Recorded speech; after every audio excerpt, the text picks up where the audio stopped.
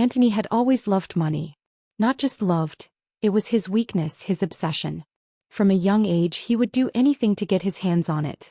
As a boy he stole from neighbors, lied to his friends and cheated in games just to win a little extra cash. It didn't matter how small the amount was. If it was money, Antony wanted it. But his love for money never brought him happiness. Instead it got him into trouble, again and again. As he grew older his thirst for wealth only deepened. He started gambling, always believing that the next bet would make him rich. He spent long nights in smoky gambling dens, throwing away everything he had, always chasing the illusion of fortune. But no matter how many times he won, he lost twice as much. To make matters worse, Antony was a drunk. He owned a small beer parlor, a shabby place where men gathered to drink and share wild stories. The floor was always sticky, the air smelled of alcohol, and broken bottles lay scattered in the corners. Antony made just enough to survive, but whatever profit he earned never lasted long. He spent it all on alcohol and gambling, dreaming of a day when luck would finally smile on him. In the middle of Antony's chaotic life was his daughter, Agnes. She was everything he wasn't: kind, smart, and beautiful. Agnes had long, dark hair that shone in the sunlight and deep brown eyes filled with warmth. She had a heart of gold, always willing to help others, even when she had little herself. Agnes had lost her mother when she was just a child. Her father never spoke about her, and whenever she asked, he would push her away or drown himself in more alcohol. Without a mother's love, Agnes learned to take care of herself. She cooked, cleaned, and did everything a mother would do, except she was just a girl. Despite her struggles, Agnes never stopped hoping that her father would change. She dreamed of a day when he would look at her with pride instead of annoyance, when he would choose her over his beer and gambling. Among the many customers who visited Antony's beer parlor, there was one man Agnes feared the most: Victor. He was rich, powerful, and dangerous. He dressed in fine suits, wore a heavy gold chain around his neck, and always carried a fat wallet. Everyone respected him not because he was kind but because he had money. Victor was one of Antony's favorite customers. He always ordered the most expensive drinks, and unlike the others, he paid without complaining. Antony treated him like royalty, serving him first, laughing at his jokes, and making sure his glass was never empty. But Agnes knew the truth. Victor wasn't a good man. From the moment she was a little girl, he made her uncomfortable. He would call her to his table, touch her arms for too long, and smile in a way that made her skin crawl. She hated being anywhere near him. At first she told her father. She ran to him, tears in her eyes, and begged him to stop Victor from touching her. But Antony only laughed. "Victor is just playing," he said. "He's a good man. He spends a lot of money here." Agnes felt sick. It didn't matter how scared she was, her father didn't care. He was too blinded by greed to see the truth. As the years passed, Victor became bolder. Now that Agnes was older, he no longer hid his intentions. He started asking her to go out with him, promising to buy her beautiful dresses and take her to fancy places. She always refused, but he never gave up. "I will make you mine one day," Victor would say with a sly grin. "Just wait." Agnes hated him with every bone in her body. But she never imagined that one day her own father would try to hand her over to him. Antony's gambling addiction had finally caught up with him. He owed money, lots of it. The debt collectors were no longer patient. They came to his beer parlor, shouting, banging on the tables, demanding their money. Some even threatened to destroy his shop. Antony was desperate. He had borrowed from everyone he knew. His business was failing and he had no way to pay what he owed. Each night he lay awake, drowning in regret and fear. That was when Victor came with an offer. One night, as Antony sat alone, head in his hands, Victor walked in, his usual confident smile on his face.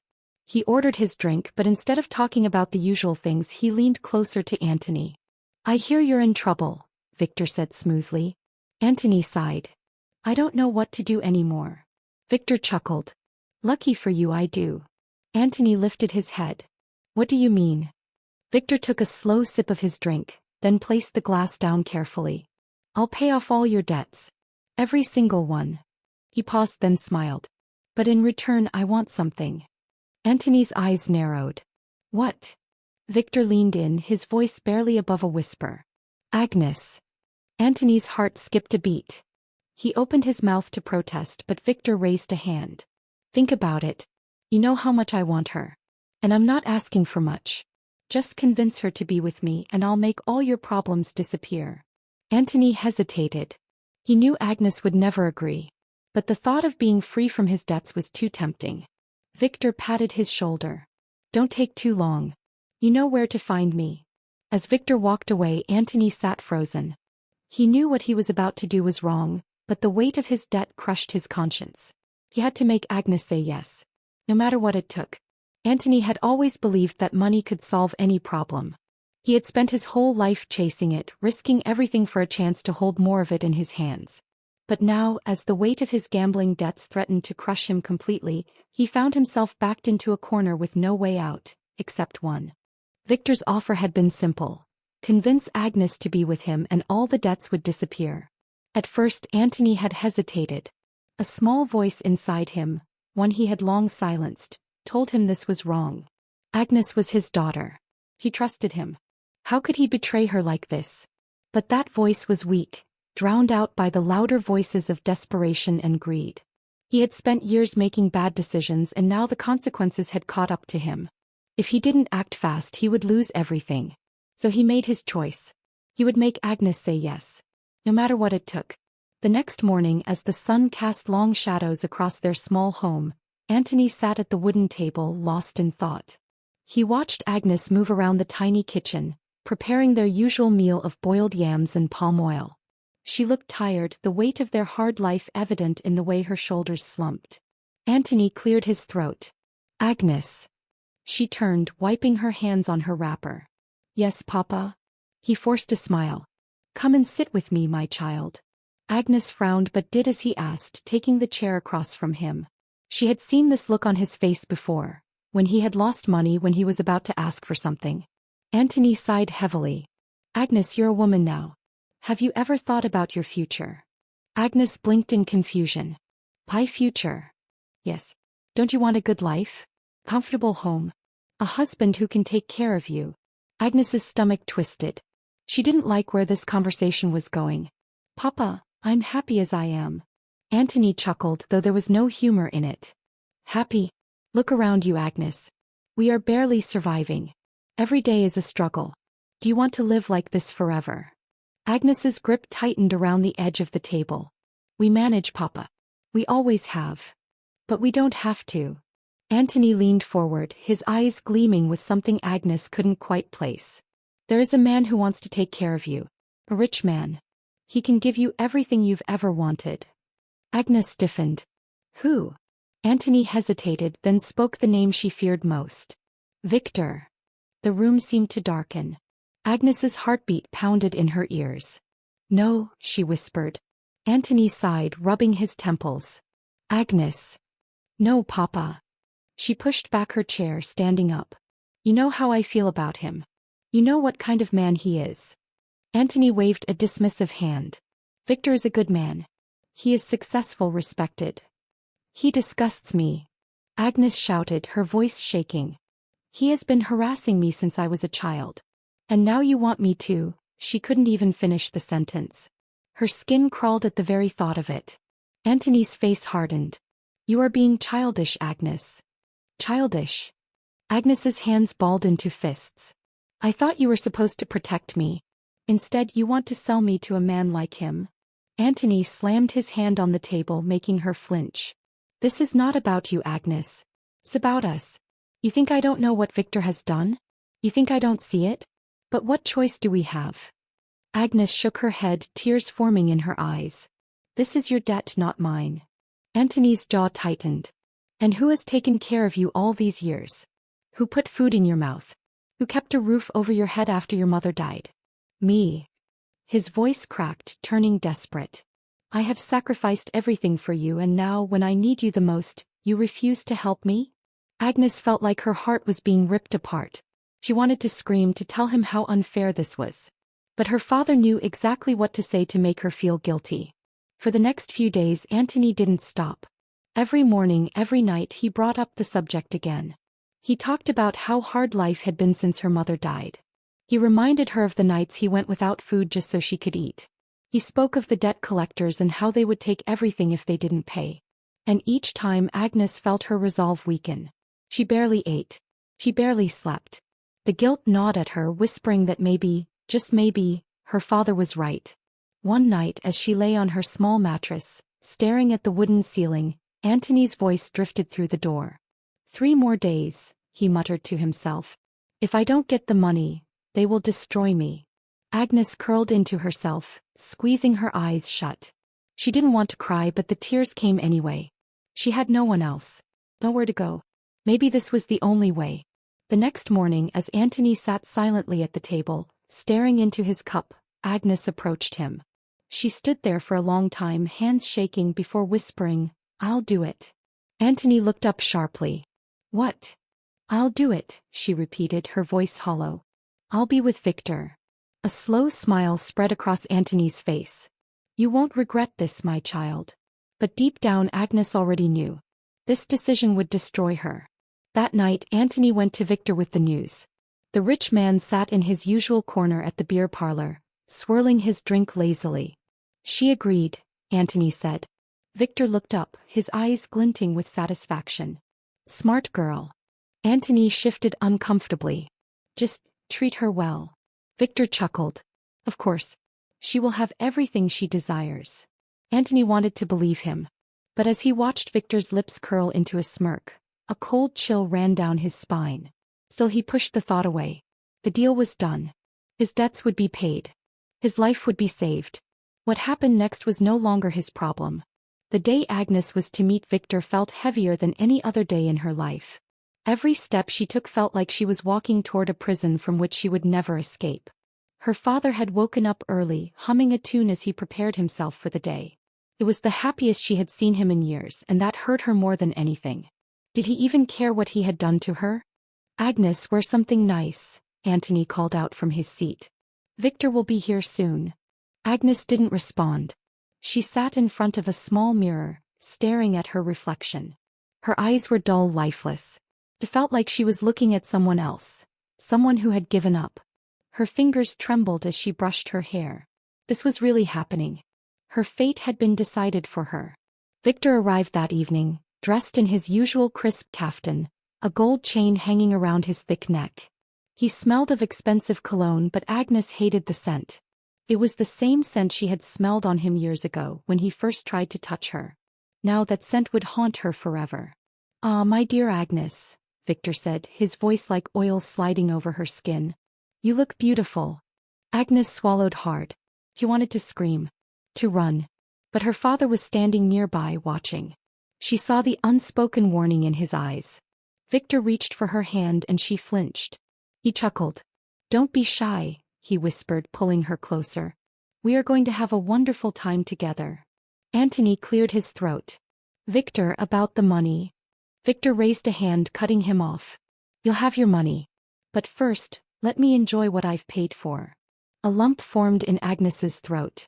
He felt like throwing up. Antony looked away, shame flickering in his eyes for the briefest moment. But he said nothing. He just nodded and let Victor lead Agnes away. Victor took Agnes to his mansion on the outskirts of town. It was large and grand, but to Agnes, it felt like a monster ready to swallow her whole. The maids barely looked at her as they led her to a lavish bedroom. The walls were deep red, the curtains heavy and dark. The bed was large, the silk sheets smooth under her fingers. She sat there, frozen, as Victor poured himself a glass of wine. "Are you afraid?" he asked, sipping his drink. Agnes said nothing. Victor chuckled. "You'll learn to enjoy this life, my dear. I'll give you everything you've ever wanted."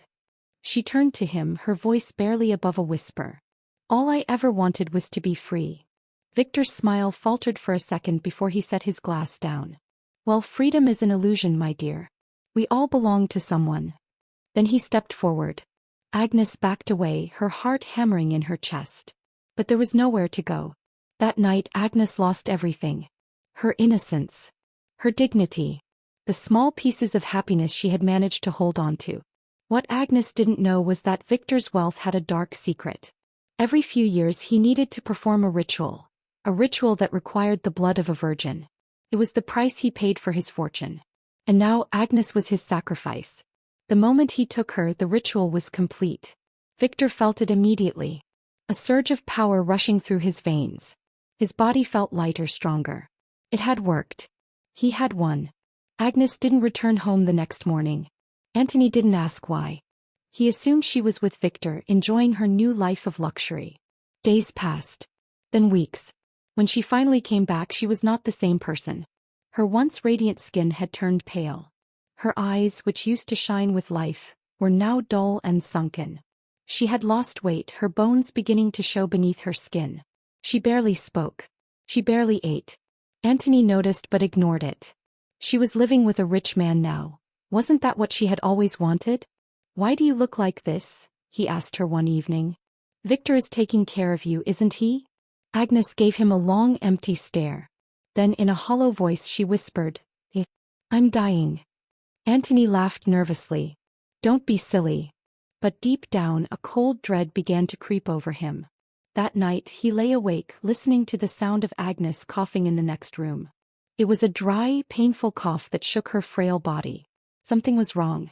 Days later, when Agnes collapsed in the middle of the beer parlor, Anthony could no longer ignore it. He carried her to the local hospital, but no medicine worked. "She's getting weaker," the doctor said. "This isn't a normal illness. You need to seek spiritual help." Spiritual help? Anthony had never been a religious man, but desperation drove him to a cleric known for his wisdom and healing powers. When they arrived, the cleric took one long look at Agnes before shaking his head. "This girl is cursed," he said. Anthony's blood ran cold. "What do you mean?" "She has been used," the cleric said gravely. "Her blood was taken for something dark." Anthony's heart stopped. No, that wasn't possible. He turned to Agnes, shaking her weak body. "Tell him it's a lie. Tell him, Agnes." But Agnes only closed her eyes. She already knew the truth. Anthony rushed to Victor's mansion, rage burning through his veins. But Victor was gone. The mansion was empty. The servants had disappeared. The luxurious furniture had been removed, leaving behind nothing but dust and echoes. It was as if Victor had never existed. Anthony screamed, punching the walls until his knuckles bled. He had sold his daughter for nothing. And now he was going to lose her forever. Agnes grew weaker by the day. Her skin turned gray, her hair began to fall out. She could barely lift her head. Anthony sat beside her, watching the life drain from her body. He had done this. He had traded his daughter for money, and now the money meant nothing. "Agnes," he whispered one night, tears streaming down his face. "I'm sorry. Please, forgive me." Agnes opened her eyes slowly. For a moment she just stared at him. Then with the last bit of strength she had, she whispered, "You were supposed to protect me." And with that she closed her eyes. She never opened them again. Anthony let out a strangled cry, shaking her lifeless body. "No, no, my child. Agnes, please." But she was gone. The money Anthony had sold his daughter for still sat on his table. But now it was useless. He had everything he wanted, and yet he had nothing at all. He had traded his own flesh and blood for wealth. And in doing so he had cursed himself forever. The days after Agnes's death were a blur. Anthony barely ate. He barely slept. He sat in the corner of his beer parlor, staring at nothing, a bottle of gin always in his hand. The money Victor had given him was still there, untouched, piled in a wooden box. It was supposed to bring him salvation. Instead, it had buried him in a hell he could never escape. The voices in his head wouldn't stop. "You were supposed to protect me." Her final words haunted him. He heard them in his sleep. He heard them when he was awake. Everywhere he turned, Agnes was there, silent, pale, and staring at him with those dead, accusing eyes. The customers at the beer parlor noticed his change. The once loud and boastful Anthony was now a ghost of himself, barely speaking, barely moving. He had lost weight. His clothes hung loose on his body. His skin had turned pale, his eyes sunken. And the worst part? No one pitied him. They whispered behind his back. He sold his own daughter. He deserves whatever is coming to him. Evil never goes unpunished. And Anthony knew they were right. It started small. At night, he would hear soft footsteps in the house, light, hesitant, like a young girl walking carefully across the wooden floor. He would jolt awake, sweat dripping down his back. But there was no one there. Then the whisper started. Soft, faint, almost like the wind. But he knew it wasn't the wind. One night he sat in the darkness of his parlor, a bottle clutched in his hand.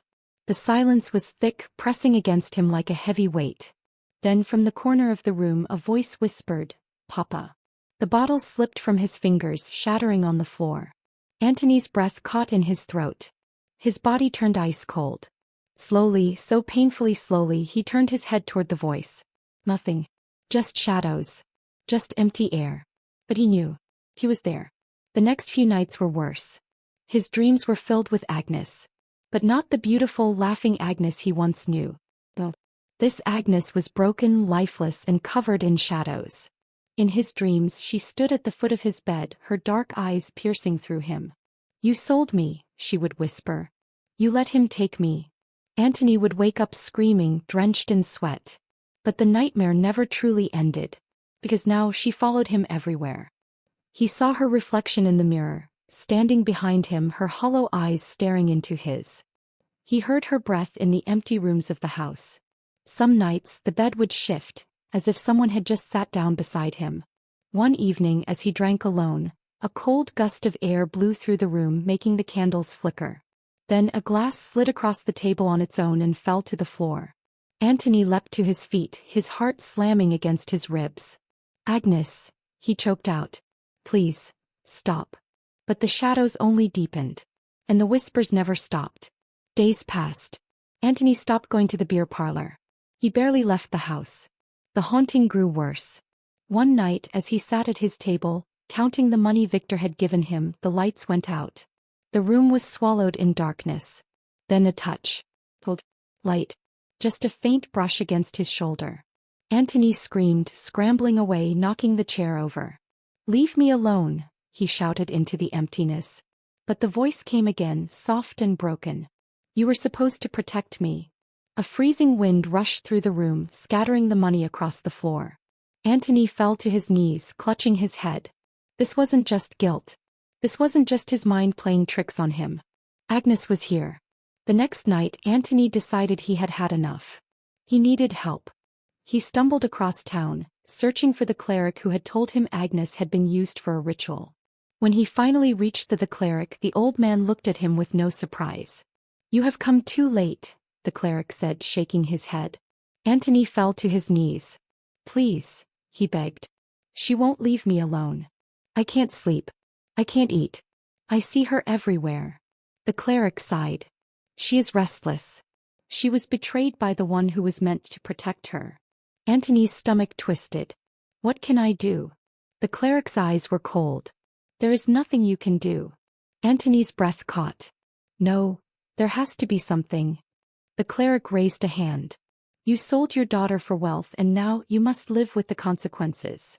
Antony shook his head wildly. "I'll do anything. Please." The cleric studied him for a long moment. Then in a low voice he said, "There is only one way to appease the dead." Antony leaned in desperate. "Tell me." The cleric's eyes gleamed. "Blood for blood." A shiver ran down Antony's spine. "What do you mean?" "The spirit of a betrayed soul will only rest when justice is done." Antony's hands trembled. He understood now. The only way to stop this torment was to die. That night Antony returned home, his heart heavy. The cleric's words echoed in his mind. Blood for blood. Was this how it was meant to end? He sat at his table, staring at the pile of money in front of him. It was worthless now. Everything he had done had led to this. Then the candle in front of him flickered. A shadow moved in the corner of the room. Slowly he looked up, and there she was. Agnes. Standing in the doorway, her pale skin glowing in the dim light. Her lifeless eyes bore into him, filled with sorrow, and something else. Vengeance. Antony's breath hitched.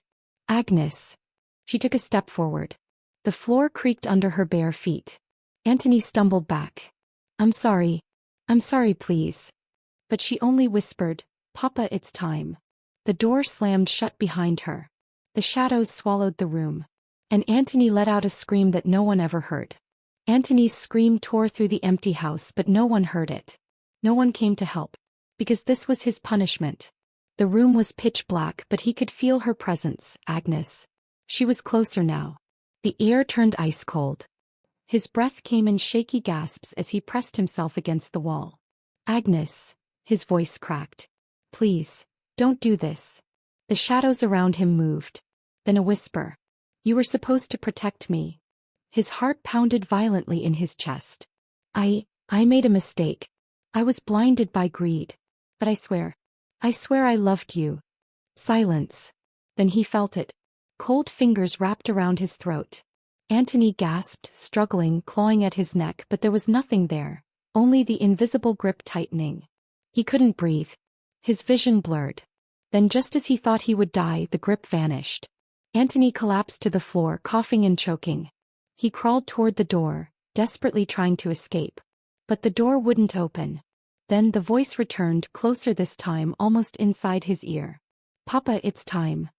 The next morning, the villagers found Antony lying outside his house, curled in a fetal position, his face frozen in an expression of pure terror. His body was cold as ice, but he was alive. Barely. His once black hair had turned completely white. His eyes, which once held arrogance and greed, were now hollow and haunted. He refused to speak. He refused to eat. He would sit in front of his beer parlor, muttering to himself, his hands trembling. Everyone whispered. Agnes took his soul. He is cursed. He sold his daughter for money. Now look at him. Antony never denied it. Because he knew. He felt her. She never left. At night he would hear soft footsteps circling his house. Sometimes he would wake up to find his door wide open even though he had locked it. The shadows in his room never felt empty. He was there. Watching. Waiting. One rainy night the neighbors heard a loud, bone-chilling scream coming from Antony's house. When they rushed in they found him on the floor, convulsing, his mouth foaming. His eyes were rolled back.